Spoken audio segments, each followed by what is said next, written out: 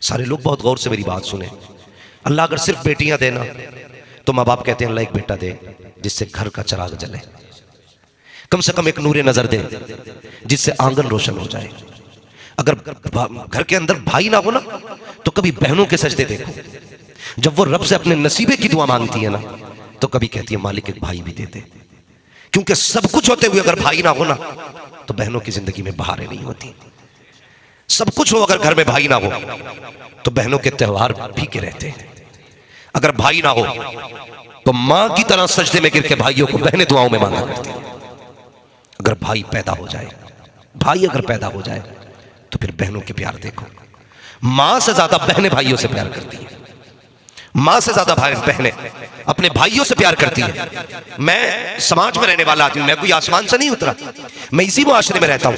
कभी गर्मी के मौसम हो तो देखो, जब बहनें अपने भाइयों को लेकर घर के आंगन से बाहर निकलती हैं ना तो खुद के माथे पे पसीना होता है लेकिन भाई के माथे पे पसीना नहीं आने देती। मैं अक्सर कहता हूं यार बहनों को समझा करो, ये वो हैं जो बचपन में भाइयों को मां बन के पाला करती हैं। अगर भाई पैदा ना हो तो सजदों में गिर के बहनें दुआओं में भाई मांगा करती हैं। और जब बेटा पैदा हो जाए घर के अंदर, बाप कहता मेरा बेटा होशियार होगा ना, अच्छी तालीम दिलानी है, बेटे को इल्म सिखाना है। जब बच्चा इल्म सीखता है तो जब रिजल्ट आता है और जब बाप बेटे का रिजल्ट देखता है अच्छे नंबर होते ना तो बाप बेटे से ज्यादा खुश हुआ करता है। बाप बेटे से ज्यादा खुश होता है इसलिए कि बाप ये चाहता है जहां तक मैं ना पहुंचा वहां तक मेरा बेटा पहुंच जाए। सिर्फ एक बाप होता है जो अपने आप से अपनी औलाद को बड़ा देखना चाहता है, वरना कोई हमदर्द नहीं है। सब टांग खींचने पे लगे, सब ये चाहते हैं ये नीचे रहे। तुम्हें खुद से ऊंचा अगर कोई देखना चाहता है तो तुम्हारा बाप देखना चाहता है।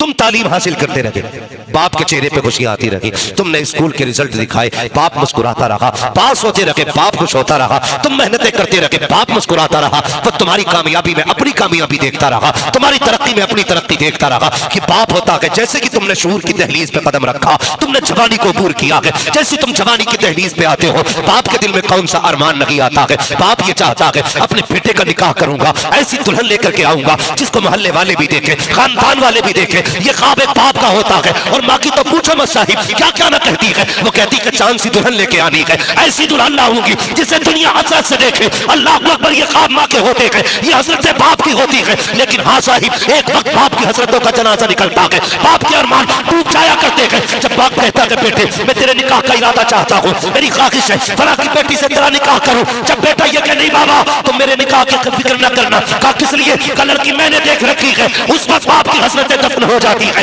लोग सहारा लेते हैं। शरीयत ने इजाजत दी है अपनी मर्जी से निकाह करो। हाँ हाँ मैं भी कहता हूँ शरीयत ने इजाजत दी है, लेकिन कहाँ डालेगा बाप की 18 साल की हसरतों को, कहाँ दफन करेगा बाप की 25 साल आरज़ुओं को जो तेरे चेहरे के ख्वाब देखता रहा, अपनी मर्जी से तेरे रिश्ते के ख्वाब देखता रहा। ओ खुदा के बंदे, अगर जवानी आई है इतना मत फैसला कर दे, रिश्ता वही होगा जहाँ बाप की मर्जी होगी, जहाँ माँ की मर्जी होगी। नारे तकबीर, नारे रिसालत, मसलके आला हजरतुल्लाह मुफ्ती हम्मद साहिब क़िबला।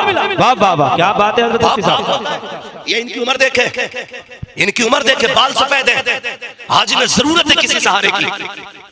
हाँ लेकिन आज कसम खा के कहता हूं कल बेटे का चेहरा बंधेगा, आज इनसे ज्यादा कोई खुश नहीं होगा परिवार में। यहां तक कि दानिश भाई को भी इतनी खुशी नहीं होगी अपने चेहरे की जितनी इनके बाप को खुशी है कि मेरा बेटा दूल्हा बनने वाला है। जवानों, कभी भी बाप से यह हक मत लेना, कभी मत लेना। कुछ भी बन जाओ यार, इंजीनियर बन जाओ, डॉक्टर बन जाओ, आईएएस बन जाओ, आईपीएस बन जाओ, कुछ भी बनो, लेकिन घर में कोई डिग्री ना लाना। जब भी माँ बाप के आगे आना वही बचपन का गुड्डू और पप्पू बन के आया करो, वही गुड्डू पप्पू बन के आया करो, फिर देखो अल्लाह कितना सुकून देता है। सारी डिग्रियां घर के बाहर और थक गए हो काम करते करते, 18 घंटे तुमने ड्यूटी की है, सिर्फ 5 मिनट इनके कदमों में बैठ जाओ। कहते माँ जो हाथ बचपन में सर पे रखा करती थी आज वो हाथ रख दे। गारंटी के साथ कहता हूं हर चीज की मशीनें बन गई। वो बेच रहा था, मैंने कहा ये क्या, कहने लगा मालिश की मशीन है। मैंने क्या होगा, उसने मशीन सर पे लगाई, झन झन झन सर में शुक्र करना शुरू कर दिया। वो कहने लगा सुकून मिला। मैं सोचने लगा कसम खुदा की ये 5 लाख की मशीन भी ले आए बना के ना, वो राहत नहीं मिलती है जो कभी माँ के कदमों में बैठो और माँ सर पे हाथ दे फेर के कहे बेटे क्या हाल है। इसके 2 बार का हाथ फेरना पूरी दिन की थकन उतार देता है। पूरे दिन की थकन। तो कभी अपनी डिग्री, अपने रुतबे, अपनी पगड़ी, अपने जुब्बे, अपनी खिताबत, अपनी नात खाने की ताकत अपने माँ बाप को मत दिखाना, कभी मत दिखाना। ओ यार, इनके आगे जब भी आना छोटे बन के आओ, छोटे बन के आओ। ये कहना बेटे हम क्या राय है तेरी, तो देख के कह दो बाबा बचपन से आज तक सारे फैसले आपने किए हैं, मैं चाहता हूं ये फैसला भी मेरा आप करें, ये फैसला भी मेरा आप करें। अल्लाह अकबर। ये एक शरीफ, बाहया और एक भारी भरकम आदमी की पहचान होती है। अभी आपने हजरत से सुना था, हजरत अली के निकाह के हवाले से, क्या नाम मौलाना ज़हीर आलम साहब फरमा रहे थे, अल्लाह सलामत रखे, बहुत अच्छा बयान किया।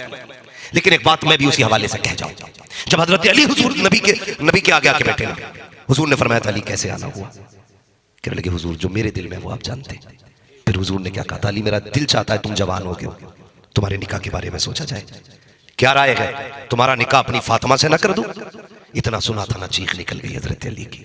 कहने लगे या रसूलुल्लाह ये बातें तो बाप से की जाती हैं, और अली ने तो बचपन से आप ही का दामन थाम रखा है, फिर मुझसे पूछने की क्या जरूरत है, आका आप मालिक है, जो चाहे फैसला कर दे। यार कभी तू भी कह के देखना, फिर देख अल्लाह कितनी बहारें देता है। अखबार नहीं देखते, कटिंग नहीं आती अखबार पे, हम देखते आज फला जगह गला घोट दिया, उसने गोली मार दी, 3 साल पहले प्रेमी के साथ शादी हुई थी, मार के भाग गया। इसके नतीजे आप जानते हो ये क्यों होता है, सिर्फ इसलिए कि इसमें हमारे बड़ों के मशवरे नहीं होते। सिर्फ एक ही जायज का पता है, अपनी मर्जी से शादी कर सकते हैं, हमारे जवानों को सिर्फ एक ही जवाज का पता, एक ही जायज का फतवा याद है, अपनी मर्जी से कर लें, शरीयत में जायज है, सिर्फ इतना ही सीखा जायज है। भाई याद रखो, जिसमें हमारे माँ बाप की रजा शामिल होती है ना, सिर्फ मर्जी नहीं, इसमें खुदा की रहमतें भी शामिल हुआ करती है, खुदा की रहमतें भी शामिल हुआ करती है। मैं मानता हूं एक बात कि भले ये तेरी फिक्र और तेरी सोच तेरी पसंद से 10% कम लेके आएंगे, लेकिन उसके साथ जिंदगी गुजार जा, उसके साथ जिंदगी गुजार जा। कब्र में उठेगा, हुजूर कहेंगे अब घबरा मत, तूने दुनिया में बाप की लाज रखी थी, आज मैं तेरी इज्जत बचाने के लिए आ गया।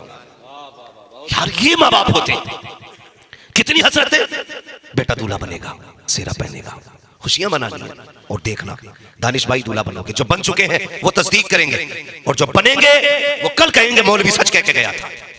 याद रखना जब दूल्हा बनते हो ना, तो सब तुम्हें देखने आते हैं लग कैसा रहा है, लेकिन अगर तुम काने भी हो ना, काले हो, लूले हो, लंगड़े हो ना, तो बहनें नजरें उतारा करती हैं। मेरे भाई को किसी की नजर न लग जाए, हाँ मेरे भाई को नजर न लग जाए, माँ बनाए लेती है, मेरे लाल ने आती है सब कुछ छोड़ देना, लेकिन कभी माँ बाप का साथ मत छोड़ दे। बहुत खूब मुफ्ती साहब, क्या बात है, बहुत खूब, बहुत अच्छा पैगाम, वाह वाह वाह, क्या बात है, अल्लाह अल्लाह, बहुत अच्छा पैगाम मुफ्ती साहब, बहुत खूब मुफ्ती साहब, माशाअल्लाह, जिंदाबाद जिंदाबाद, वाह वाह वाह। भाई माँ बाप को अकेला मत छोड़ना, मत छोड़ना अकेला, इनका साथ देना, इनका साथ देना, सीधी सी बात है।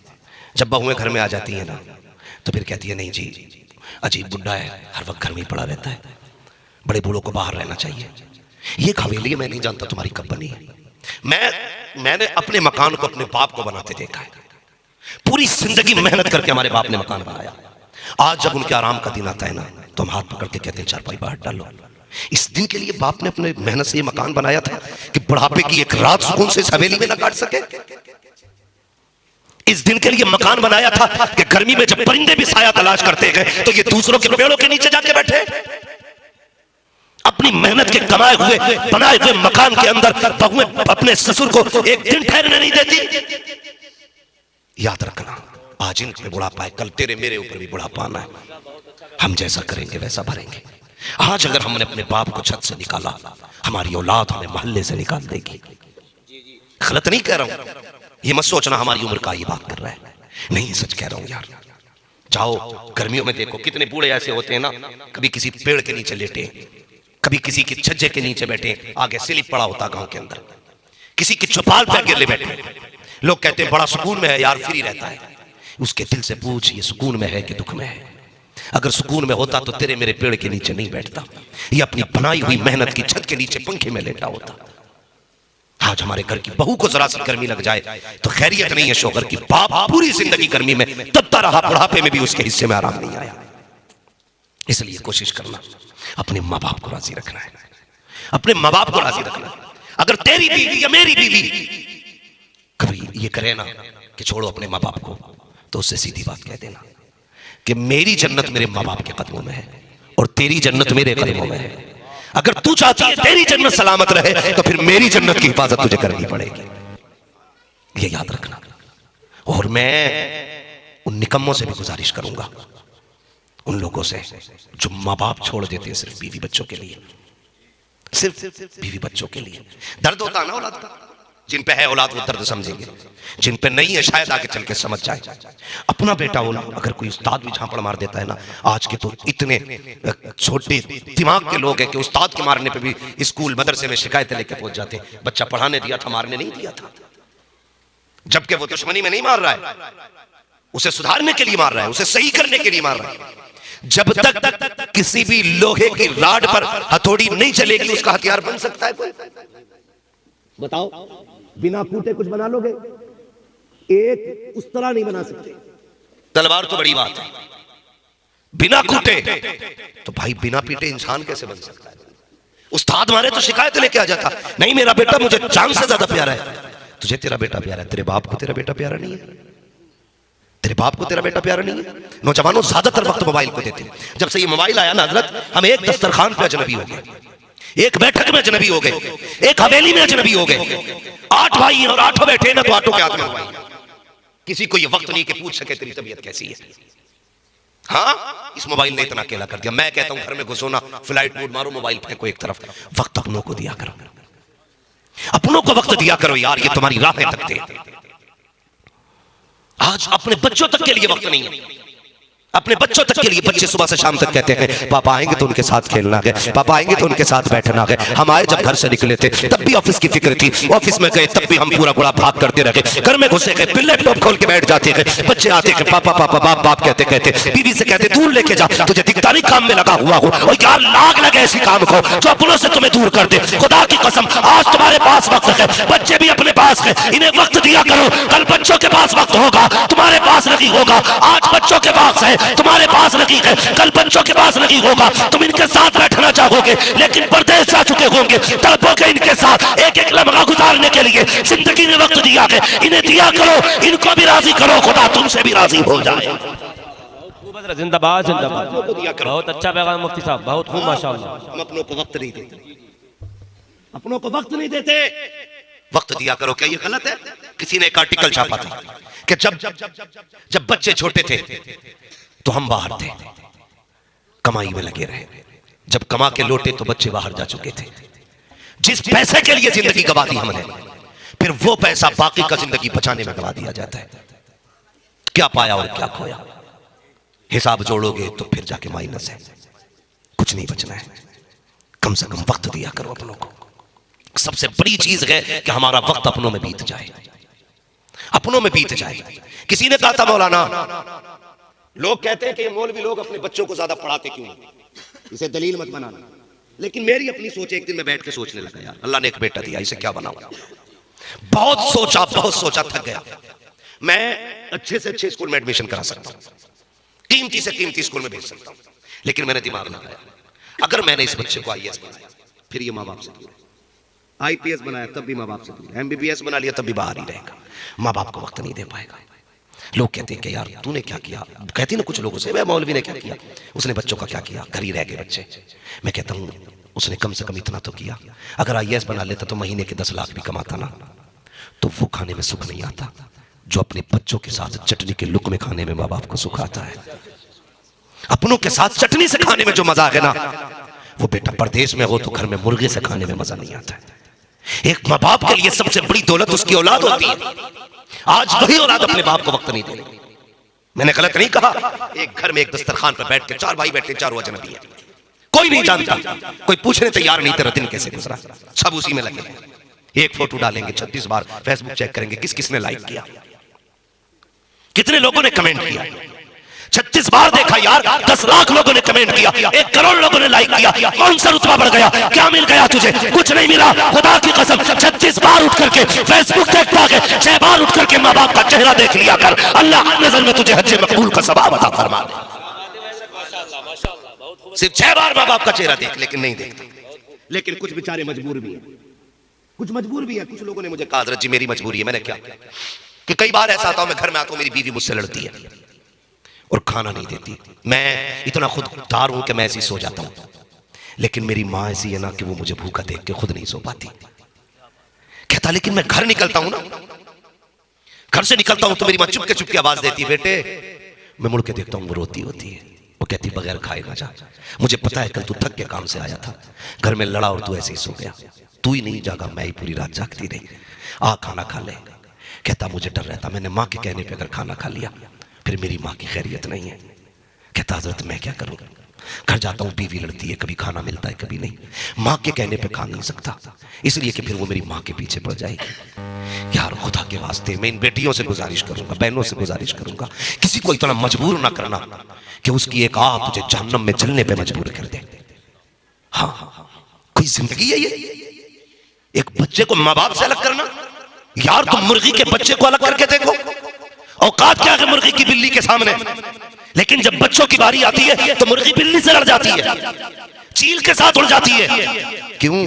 वो जानवर होके बच्चे से इतना प्यार करती है, तो ये इंसान होके अपने लाल से कितना प्यार करती होगी। कभी इस पहलू पे गौर क्यों नहीं करते? जब हमारे अपने घर के अंदर बीवियां होती है ना, हमारी बहनें अपने करें तो अपना भाई जान से ज्यादा प्यार है। लेकिन यही बहन अगर ससुराल जाती है तो फिर ससुराल वाले इसकी आंखों में चुभते। क्यों? तुझे यहां भाई चाहिए था, यहां तुझे बाप चाहिए था, एक मां चाहिए थी, पूरा परिवार छोड़ के आई थी, परिवार चाहिए था, लेकिन सबको नफरत से देखती है। गलत नहीं कह रहा हूं, भरो भुगतोगे इस चीज को। जब तुम्हारे ससुराल में तुम्हारे साले कभी आएगा ना, शादी आएगी, 1 महीना पहले बीवियां शोर मचाती है, भैया का निकाह भी कुछ करना रहे तो क्यों? तेरे भैया का ठेका हमने ले रखा है। हाँ 1 महीना पहले। और जब अपने घर के अंदर उसके लड़के की बहन या भाइयों के निकाह आते हैं तो कहती है क्यों इतनी भाग दौड़ कर रहे हो, कोई तुम्हारा ही हक थोड़ा ही है, अकेले तुम ही थोड़ा लगी रह रहे हो, पूरी जमीन तुम ही थोड़ी इस्तेमाल करोगे, सारे शरीकों में जाएगी, क्यों तुमने पूरे काम को सिर पे उठा रखा है। मैं कहता हूं मेरी कौम की बेटी कनीज़े फातिमा ज़हरा बन, दूसरों के लिए दिल में जगह पैदा कर। अगर तेरे दिल में किसी के लिए जगह पैदा नहीं होगी तो याद रख पूरी जिंदगी रोना पड़ेगा, और जब खुदा रुलाता है कोई आंसू पोंछने वाला नसीब नहीं हुआ। सुख चाहते हो तो दूसरों के सुखों का ख्याल करो, वरना दुख से कोई नहीं बचाएगा। इसलिए मेरी गुजारिश है जवानों से, बीवियों को इज्जत दो, लेकिन इतनी भी ना देना कि उसके कहने पे माँ बाप छोड़ दो, मत देना। और बहनों को जाके समझाओ, अपनी बेटियों को समझाओ। हमारी कौम का सबसे बड़ा अलमिया यही है। अगर मैं आज बीवी पे तकरीर कर रहा हूं ना तो अपनी बीवी को जाके सुनागा। तुझे पता मौलाना हम्माद आए थे, उनकी तकरीर सुन और अमल करिए। 18 साल की बेटी नंगे सर निकल रही है, उससे नहीं कहेगा तो पट्टा भी रख लेना, बीवी को ही समझाएगा। यही वजह है जो आज तक हम सुधरे नहीं। जिसे समझाना था उसे नहीं समझाते, और जो सुधर नहीं सकती उसे सुधारने चले। खुद बताओ, पढ़े लिख के लोग हैं, तालीम का दौर है। कोई पौधा अगर बचपन में छोटा होता ना तो हमने अपने बाप दादा को देखा, लकड़ी बांध देते थे उसके साथ, झुकता था ना तो टेढ़ा होने के डर से एक लकड़ी का सहारा देते थे ताकि ये सीधा हो जाए। फिर वो जब बड़ा हो जाता था ना तो फिर लकड़ी खोल दी जाती थी कि अब ये गिरेगा नहीं, क्योंकि अब ये मजबूत। जब वो पेड़ बन जाता है तो फिर आंधियों से झुका नहीं करता, उखड़ जाया करता है। ठीक उसी तरह बेटियां और बीवियां होती हैं, इनकी तरबियत का दौर गुजर चुका। तरबियत अब उन बेटियों की करनी है जो हमारे आंगन में अभी फल रही है, फूल रही है। अगर सारे लोग अपनी बेटियों को समझाना शुरू कर दें तो फिर किसी के घर की बहू खराब नहीं होगी, किसी के घर की बहू खराब नहीं होगी।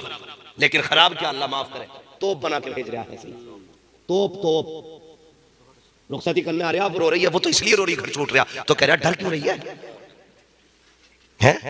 मोबाइल तो तभी आ गया था जब रिश्ता हुआ था, नंबर है ही चारों भैयों का, एक फोन कर दिए जरा सी कोई बात हो तो चाबी लगी रहे गाड़ी में, क्योंकि उसके पीछे पूरी बटालियन खड़ी है। हाँ, पूरी बटालियन खड़ी है। जब वो आई ना फिर ऐसा नहीं, फिर ऐसे आई, कौन कौन है तो क्या मैं सास हूं, तो अब लहजे नीचे ही होंगे भाई, तोप खड़ी आ गया, ये कौन है? बेटी मैं तेरा अब्बा हूं। अच्छा, ये कौन है? ये तेरी नंद। ये लहजे हो गए, ऐसे रुखसत करते भाई, ये वजह है जो फिर रह गया शोहर। शोहर ये याद रखना, सबको दबा सकती है औरत, लेकिन शोहर को अपनी इज्जत बड़ी प्यारी होती है। अगर कोई भी औरत शोहर को चैलेंज करेगी, दावे के साथ कहता हूं, शोहर मर सकता है लेकिन जलील नहीं होगा। जेल कराओ, फांसी कराओ, जो चाहो कराओ, लेकिन अपनी इज्जत की हिफाजत हर मर्द करता है। इसलिए बेटी को समझाना कि कभी शोहर को चैलेंज न करना, कभी शोहर को चैलेंज न करना। अगर चैलेंज करेगी तो दो बातें, या कत्ल या तलाक, और दोनों ही हल्की नहीं। ये चैलेंज होता है। और ये चाबी उस बाप ने भरी है जिसने कान में कहा था डरिए मत। इसने फोन करा भैया कि हाँ आज तो मुझे चप्पल से मारा। उसने लगाई चाबी, मारा क्यों मेरी बहन को? तू होता कौन है? जब बीवी के सामने इतनी बातें सुनी वो कहता ले 3 तलाक, इसे भी उठा, जहेज भी उठा, निकल। अब लिए घूम रहे जनाजे को। गलत नहीं कह रहा हूं, ये कड़वी सच्चाई है। जब मिल गई तलाक, अब ये घूम रहे कि साहब 3 दी थी, कोई रास्ता निकालो। ये रास्ता तब पूछना था जब बेटी रुखसत हो रही थी, ये तरीका तब पूछना था जब बेटी घर से गाड़ी में बैठ रही थी, तब पूछता बेटी जा रही है इससे क्या कह दूं। काश कोई बुजुर्ग तेरे पास खड़ा होता, वो कहता वो कह जो पहले के लोग कहते थे। क्या कहते थे? कितनी प्यारी बात कहते थे, बेटी दुल्हन के दुल्हन के लिबास में जा रही है। उस दिन निकलना घर से जब सफेद जोड़ा पहन ले, जब तक सफेद जोड़े में ना आ जाए, ससुराल से नाता ना टूटे। कसम खुदा की वो बेटियां होती थी, मर जाती थी, लेकिन कभी शोहर के घर से बिना इजाजत कदम नहीं निकालती थी। जब से तुमने मशवरे दिए, फोन करने के मशवरे, आवाज देने के मशवरे, बेटियां निकली और ऐसी निकली, खुद भी जलील हुई है, पापा को जलील किया है, परिवार की नाक कटाई है। क्या कि अच्छा होता मुस्तफा का दीन सिखाते। और तेरी बेटी जब रुखसत होती, दुनिया कहती इसे देखो तो फातिमा ज़हरा की याद आ। वाह वाह वाह, बहुत खूब, जिंदाबाद जिंदाबाद। क्या बात है मुफ्ती साहब, या रसूल अल्लाह, जिंदाबाद जिंदाबाद जिंदाबाद। अल्लाहू अकबर, जिंदाबाद जिंदाबाद। माशाअल्लाह, क्या बात है मुफ्ती साहब। तवज्जो है। थके तो नहीं है जवानों? नहीं थके ना? अगले जलसे में अल्लाह करे तो जूतों के कुछ पैसे काट के टोपी जरूर खरीद लेना। हमारी कौम के जवान जो है ना 1800 रुपए का जूता खरीद लेते हैं। बाज तो खरीद के इतना अच्छा काम करे, जब महंगा जूता लागे ना ऐसे टांग बिटांग रख के उसके मुंह में बढ़ा दे सामने वाले के, देख मैं कौन सा जूता पहनने हूं, कौन सा भी रेट है ना, तो ऐसा ऐसा जूता लागा नाक में घुसेड़ देगा। और भाई ये 22 हजार के जूते खरीदते हो, कभी 22 रुपए की टोपी अभी ले लिया करो। हमें अपनी कौम के लोगों से कहना पड़ता टोपी ओढ़ लो, तो जूते थोड़े सस्ते खरीदेंगे, टोपी जरूर खरीदेंगे इंशाअल्लाह। बोलो इंशाअल्लाह। अल्लाह सलामत रखे, सारे ही बेदार हैं, बड़ा अच्छा मजमा है, अल्लाह बरकत अता करे। भाई मैं जो अर्ज कर रहा था मेरी बात सुन। तो जो पहले बाप होते थे ना, बेटियों को रुखसत करते थे, कहते थे बेटी बेटी बेटी सफेद कफन में निकलना ससुराल से, ये बाप होते थे। अल्लाह अकबर। और जब रुखसत करते थे तो कहते थे आज के बाद अब हमारी जिम्मेदारी नहीं, अब तुम्हारी जिम्मेदारी है। हाँ, कभी अपनी बेटी की नाजायज हिमायत मत करना, नाजायज हिमायत करना। अगर जुल्म हो रहा है तुम्हारी बेटी पे तो फिर खड़े हो जाओ। सिर्फ उसकी छोटी छोटी शिकायत पे फोन मत करना दामाद को, वरना बेटी का घर उजाड़ लोगे, कुछ नहीं हो सकता। और इसका सबसे बेहतर इलाज है कि बंदा खुदा से डरने वाला ढूंढो।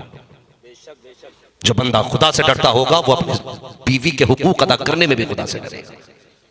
हम गलती करते हैं। हाँ, मैं अक्सर कहता हूँ ना, दामाद ढूंढते हैं जिसकी नाल से धुएं निकलता हो, वो नाल पहले ससुर की तरफ कोई कर दे, फिर भागा फिर दामाद बड़ा केरी मिला भाई। हाँ? केरी तो इसलिए ढूंढ रहा ताकि इज्जत बने। तो भैया जब केरी ढूंढोगे तो भुगतनी नहीं पड़ेगी।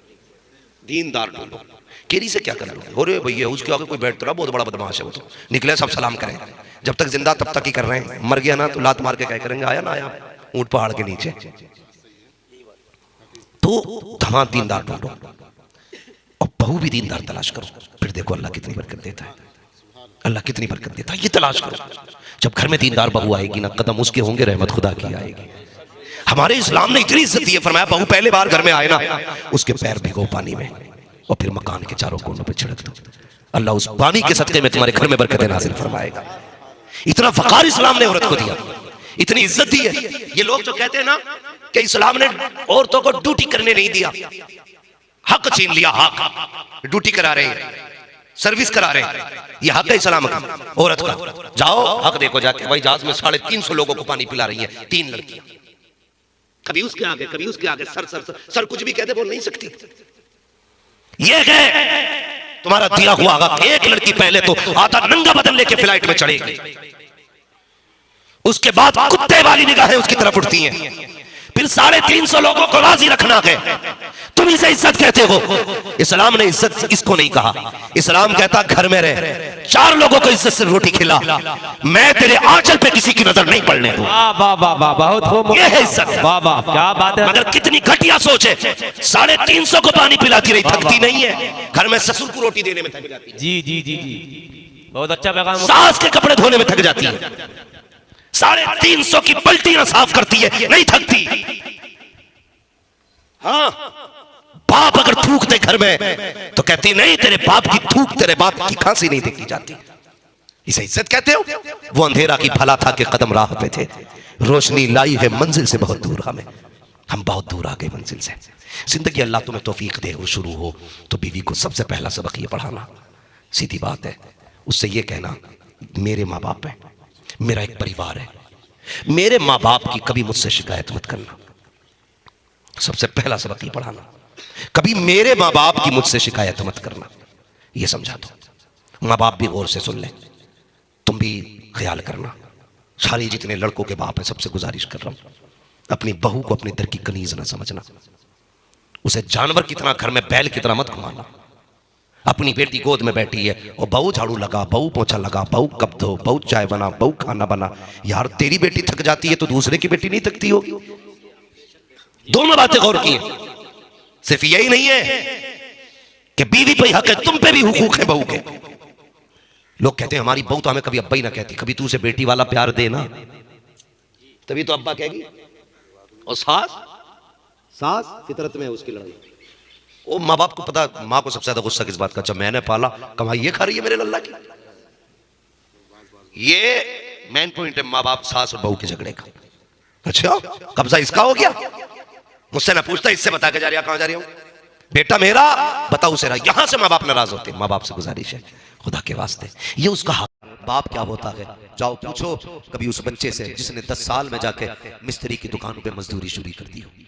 जाओ कभी होटलों में देखो, तुम्हें 8 साल के बच्चे पलटे उठाते मिलेंगे। उनसे पूछना यहाँ कौन सी चीज लेके आ गई, क्या तुम पढ़ना नहीं चाहते? तो वो 8 साल के बच्चे कहेंगे मन तो हमारा भी था, हम भी बस्ते लेके स्कूल जाते, चाहते तो हम भी थे, हमारी जेब में कलम होता। लेकिन जब माँ बाप का जनाजा उठा, माँ ने कहा बेटे बस्ते फेंक दो, अगर अब भी बस्ते न डाले तो माँ की इलाज के लिए पैसे कहाँ से लाओगे?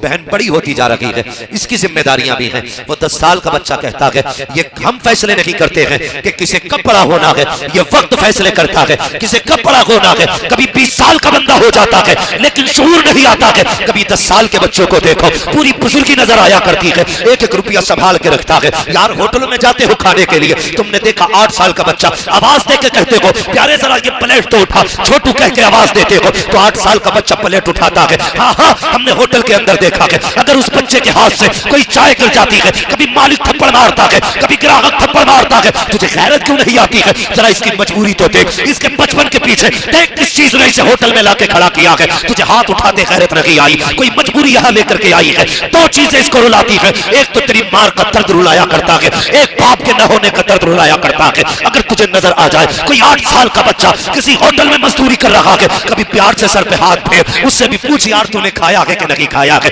तू सुबह से प्यालियां उठा रहा है, तू 40 रुपए पे पूरा दिन प्लेटें धोता है, बता तूने कुछ खाया कि नहीं? अगर उसकी आंख में आंसू आ जाए, बेटा कह के अपने सामने बैठा ले, अपने साथ वाली प्याली में अपने हाथ के लुकमे खिला दे। जब वो जाने लगे अपनी जेब से 500 रुपए का नोट निकाल उस बच्चे की जेब में डाल दे। जब ये लेके पलट के माँ के पास जाएगा, माँ को जा करके 40 रुपए की बजाय 540 देगा तो माँ कहेगी बेटे तेरी मजदूरी तो 40 रुपए थी, ये 500 कहां से लाया है? वो बच्चा रो के कहेगा अब्बा बाप को इंतकाल किए हुए तो 5 साल बीत गए हैं, आज तक बाप को तो नहीं देखा, लेकिन बाप जैसे को देखा था, होटल में आया था, उसने बेटा कहकर जब मेरे सर पे हाथ रखा था, अम्मी उसके लहजे में बाप की शफकतें थी, उसकी निगाहों में बाप का प्यार था। जब बोल रहा था तो ऐसा लग रहा था कि बाप बातें कर रहा हो, अम्मी जान सब अपने खाने में लगे थे। आज उसने बेटा कह करके अपने दस्तरखान पे मुझे बिठाया था, खुदा की कसम खा के कहता हूँ माँ के हाथ उठ जाएंगे और कहेगी मालिक जिसने मेरे बेटे को खुशियां दी है तू उसके बेटों को खुशियां अता फरमा दे। इधर बेवा के हाथ उठेंगे,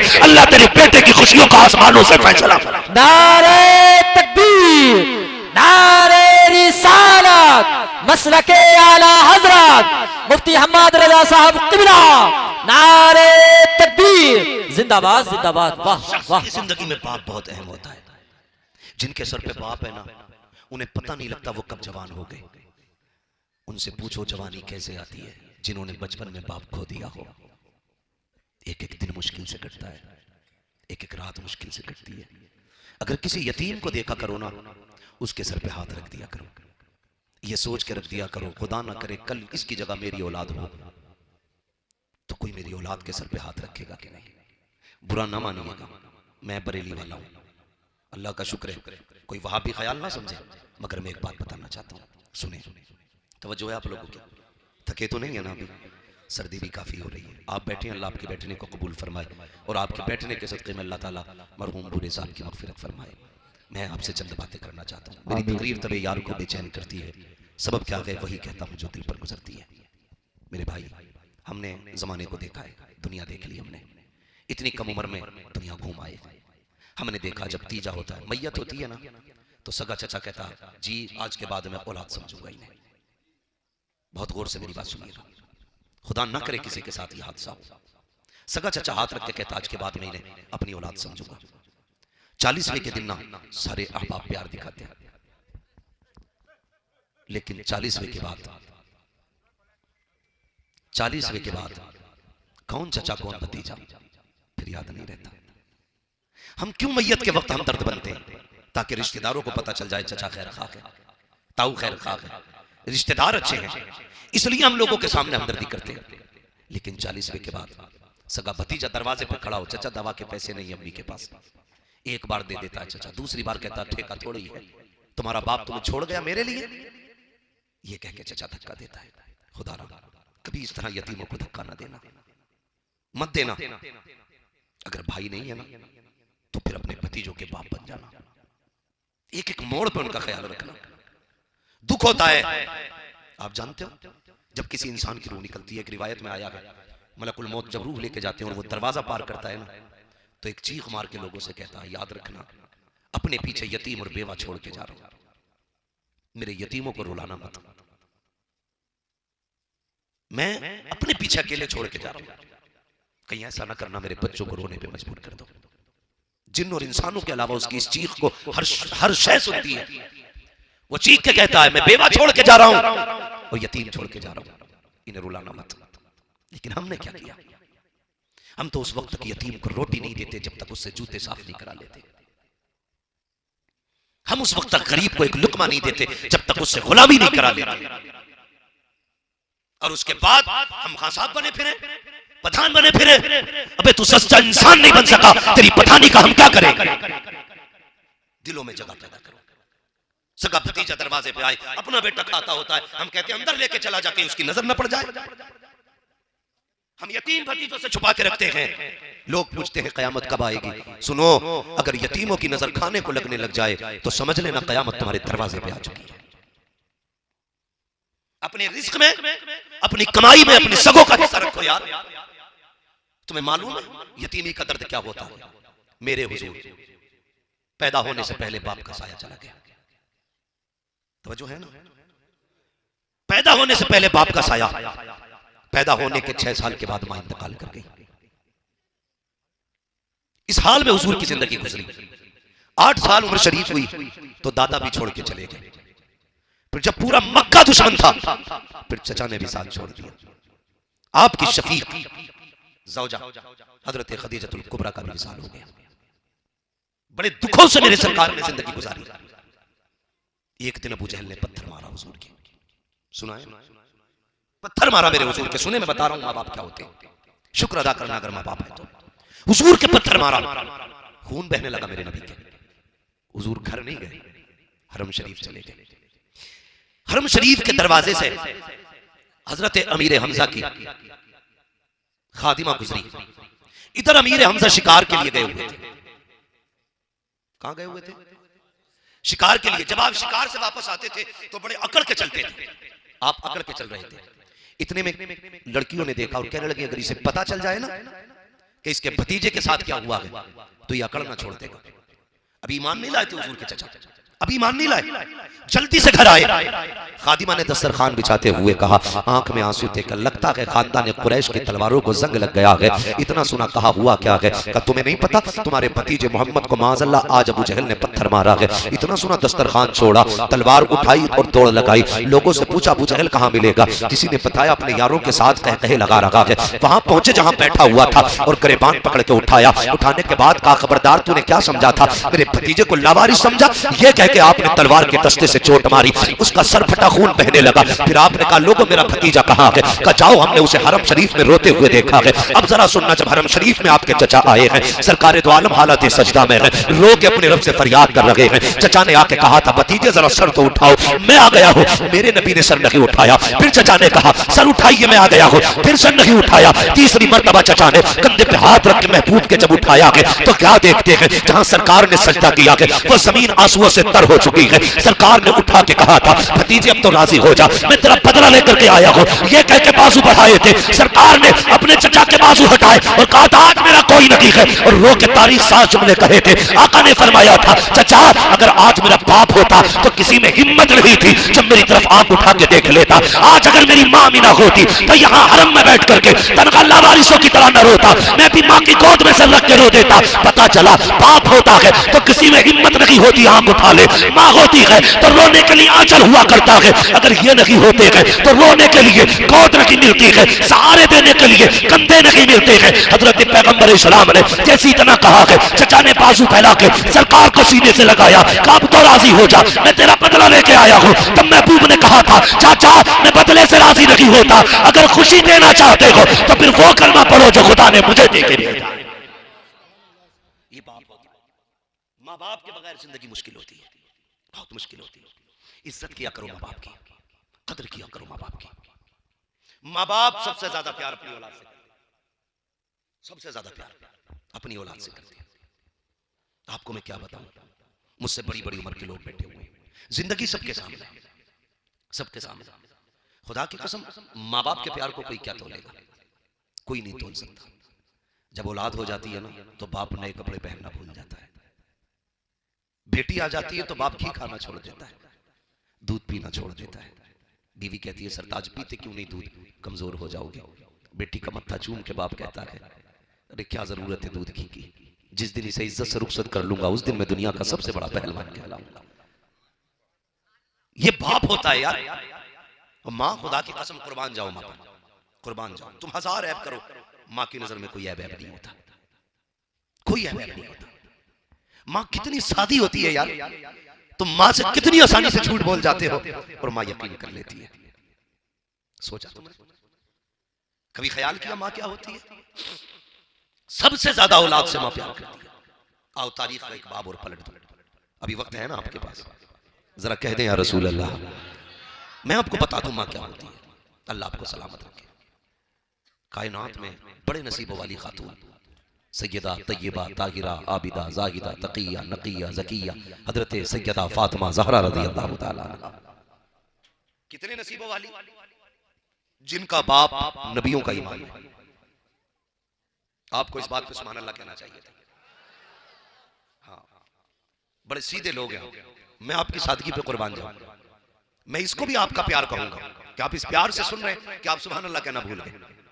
सैयदा फातिमा वो है जिनका बाप नबियों का इमाम है, जिनका शोहर वलियों का इमाम है, जिनके बेटे शहीदों के इमाम हैं और जो खुद जन्नती औरतों की सरदार है। इतनी बाज़मत शख्सियत खातून जन्नत सैयदा फातिमा ज़हरा है, जिनके बेटों को शहीद आजम कहा जाता है। वो खातून जन्नत सैयदा तय्यबा ताहिरा एक दिन घर में बैठी हैं। सुने मेरी माँ बहनें भी, बहुत गौर से सुनना।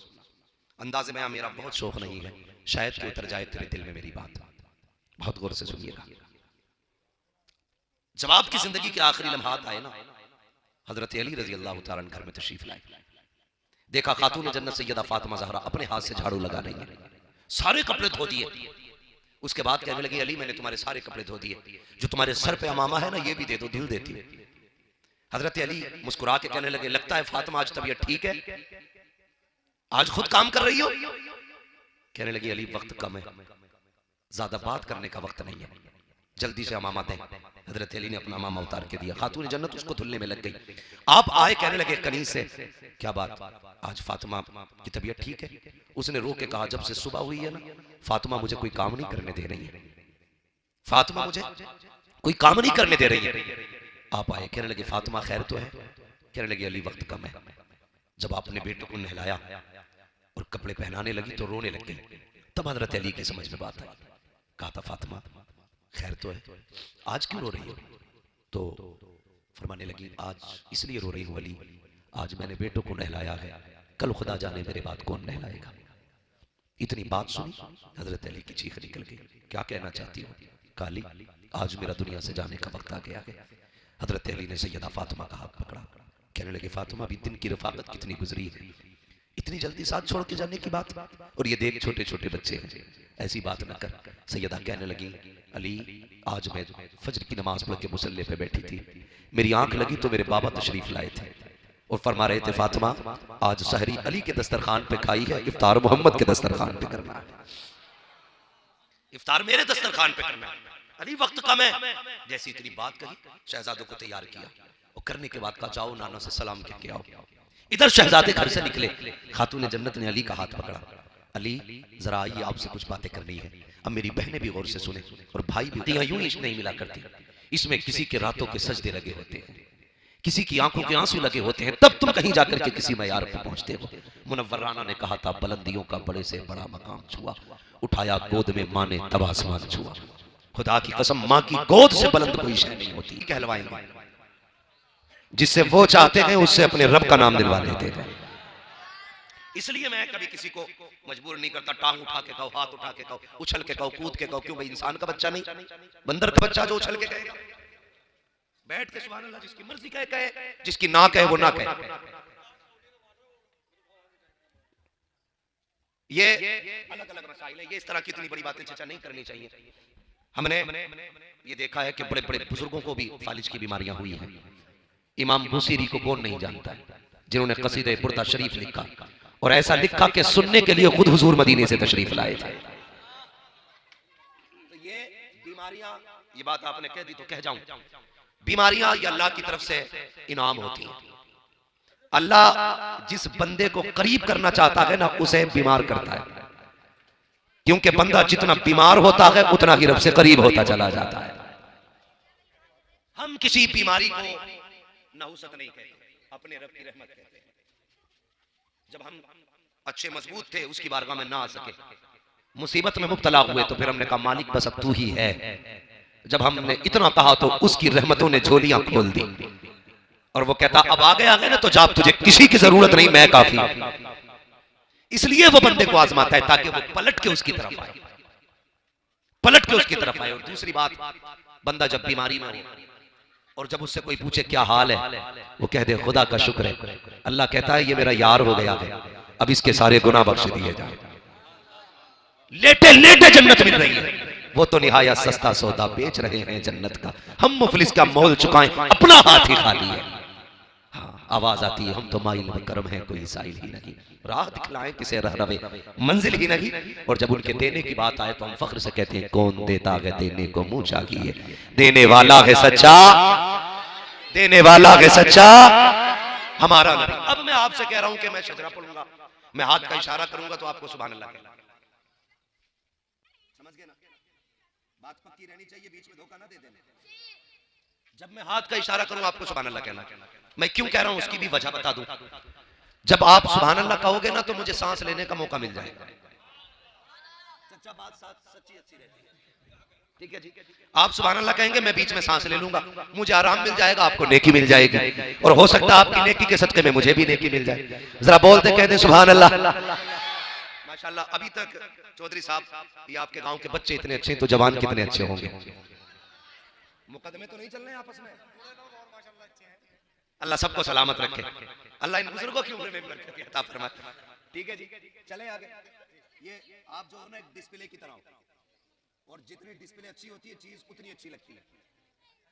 डिस्प्ले अच्छी हो तो चाइनीज चीज भी बिक जाती है, और डिस्प्ले ठीक ना हो तो नोकिया का माल भी रखा रहता है। ठीक है जी, तो जो आगे वाले लोग हैं ना, आपको जरा और ज्यादा बेदार रहना। जरा आगे वाले बोल दें सुभान अल्लाह। माशाल्लाह इतनी तेज आवाज निकल रही है, मेरा यकीन है ये बात आवाज मदीने तक जा रही होगी। और हमारा अकीदा यह है वल्लाह वो सुन लेंगे, फरियाद को पहुंचेंगे।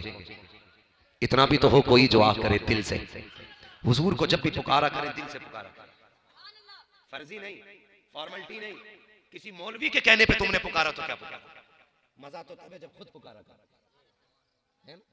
अजीब मसला, लोग कहते हैं प्रधान के नाम पे सुभान अल्लाह कहो, चौधरी साहब के नाम पे सुभान अल्लाह कहो, ये क्यों नहीं कह देता कि मुस्तफा के नाम पे सुभान अल्लाह कहो? इससे बड़ी जात कौन सी होती है? ठीक है जी, आपको सिर्फ सुभान अल्लाह कहना, जब मैं हाथ का इशारा करूंगा उससे क्या है, मुझे सांस लेने का मौका मिल जाएगा। बच्चे बड़े समझदार हैं, इंशाल्लाह अगर ये पढ़े, मोबाइल कम चलाएं तो इनका फ्यूचर बड़ा मुस्तकबिल होगा, बड़ा रोशन इनका मुस्तकबिल होगा, इनका फ्यूचर बड़ा ताबनाक होगा। पढ़ते हैं ना बेटे, पढ़ने जाते हो कि मोबाइल चलाते हो खाली? एक बात बता दूं तुम्हें भी बेटे, जो कौम बचपन में मोबाइल चलाएगी वो जवानी में भीख मांगेगी। ये आने वाले 50 साल का उसूल है। अगर आने वाले दौर की भीख से बचना है, आज किताबें उठा लो, कल कंप्यूटर तुम्हारे कदमों में पड़े होंगे। पढ़ेंगे इंशाल्लाह। जो अच्छा नंबर लाया करे चेयरमैन साहब, आपकी बस्ती में जो टॉप क्लास किया करे, पूरी बस्ती को टॉप किया करे, नेता लोगों की जिम्मेदारी है उसकी हौसला अफजाई के लिए उसको कुछ ना कुछ इनाम दिया जाना चाहिए, ताकि इससे हमारी नस्लों में पढ़ने का शौक पैदा हो। ये करना चाहिए। बस मैं अब बात पूरी कर दूं, मुझसे कहा गया वक्त बहुत ज्यादा हो रहा है, मैं भी बीमार आदमी हूं, रोज सफर करता हूं, बस मुझे भी आज आराम मिल जाएगा। जरा कहें सुभान अल्लाह। आप किस चीज का इंतजार कर रहे हो भैया? अभी क्या जिब्रील आएंगे कहने के लिए सुभान अल्लाह के लिए? मैंने इतनी वाज़ेह बात कह दी, आप सुभान अल्लाह कहोगे मुझे सांस लेने का मौका मिलेगा। आप अभी से ऐसे कर रहे हैं जैसे धान टोकरे जम के आते हैं, कहीं बाल निकली है, कहीं ठोम जम गई। ऐसा ना करें, जरा सारे बोले सुभान अल्लाह। आदम के बेटे शीश, शीश के बेटे यानस, यानस के बेटे कैनान, कैनान के बेटे मैलाइल, मैलाइल के बेटे ब्यारत, ब्यारत के बेटे इदरीस, इदरीस के बेटे मुतवशिक, मुतवशिक के बेटे लमकने के नाम, लमकने के नाम के बेटे नूह, नूह के बेटे शाम, शाम के बेटे जुल्हाद, जुल्हाद के बेटे शालिक, शालिक के बेटे आबिर, आबिर के बेटे दाता, दाता के बेटे रावा, रावा के बेटे सारू, सारू के बेटे नाखुर, नाखुर के बेटे तारिक, तारिक के बेटे इब्राहिम खलीलुल्लाह, इब्राहिम खलीलुल्लाह के बेटे इस्माइल ज़बीहुल्लाह, इस्माइल ज़बीहुल्लाह के बेटे केदार, केदार के बेटे अवाम, अवाम के बेटे हमल, हमल के बेटे सलमान, सलमान के बेटे हमल, हमल के बेटे साबित, साबित के बेटे सलमान, सलमान के बेटे रईसा, रईसा के बेटे इलियासा, इलियासा के बेटे औद, औद के बेटे हव्वा, हव्वा के बेटे अदनान, अदनान के बेटे मोहित, मोहित के बेटे नदान, नदान के बेटे मुदर, मुदर के बेटे इलियास, इलियास के बेटे मुदरिका, मुदरिका के बेटे खदीमा, खदीमा के बेटे किनाना, किनाना के बेटे नदर, नदर के बेटे मालिक, मालिक के बेटे फार, फार के बेटे गालिब, गालिब के बेटे लुई, लुई के बेटे काब, काब के बेटे मुर्रा, मुर्रा के बेटे किलाब, किलाब के बेटे कुसै, कुसै के बेटे अब्द मनाफ, अब्द मनाफ के बेटे हाशिम है, हाशिम के बेटे अब्दुल मुत्तलिब है, अब्दुल मुत्तलिब के बेटे अब्दुल्लाह है, अब्दुल्लाह के बेटे मोहम्मद रसूलुल्लाह। नारे तकबीर, नारे रिसालत, मसलके आला हजरत मुफ्ती हम्माद रजा साहब क़िबला, उलमाए अहले सुन्नत।